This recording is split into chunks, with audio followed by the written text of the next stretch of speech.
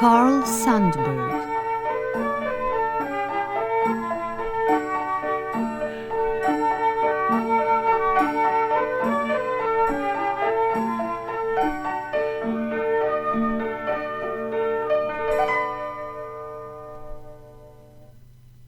At the age of 6, as my fingers first found how to shape the alphabet, I decided to become a person of letters.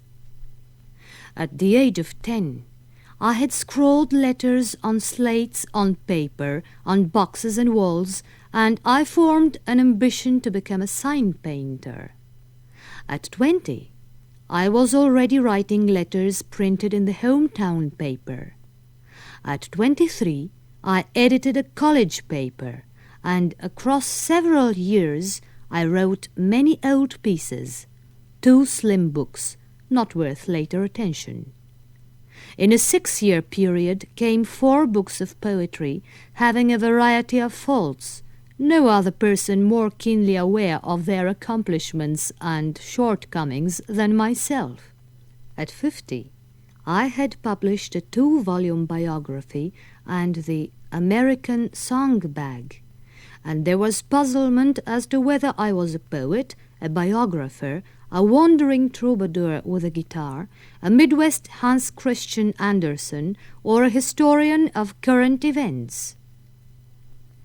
Thus wrote Carl Sandburg, the author of Rutabaga Stories. A great American poet, he had really begun to give frequent public readings of his own poems, and soon emerged as the foremost minstrel of his time by adding to his programs the performance of American folk songs which he had long been collecting in his journeys about the country. Carl Sandburg's parents were Swedish immigrants living at Galesburg, Illinois. The boy was born on January the 6th, 1878. They were a healthy and affectionate family, though very poor. At the age of 13, Carl Sandburg was obliged to leave school and go to work. Roaming from job to job in Kansas, Nebraska, and Colorado, he was at various times a milkman, a harvest hand, a hotel dishwasher, a stagehand, a brickmaker, and a sign painter. In 1907, he finally managed to secure an editorial position on a small Chicago paper. That year, he married Lillian Steichen.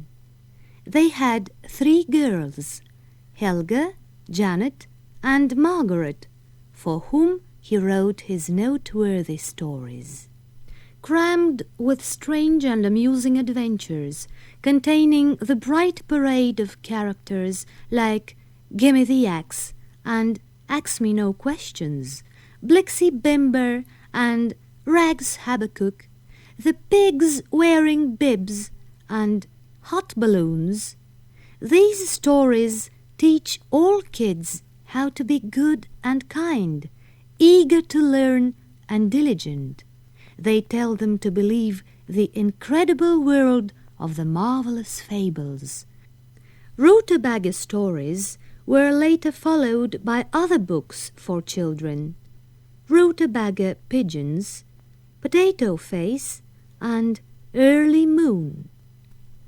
Sandburg wrote of himself the following: I have written in a wide miscellany of moods, and have seldom been afraid to travel in lands and seas where I met fresh scenes and new songs. All my life I have been trying to learn to read, to see and hear, and to write.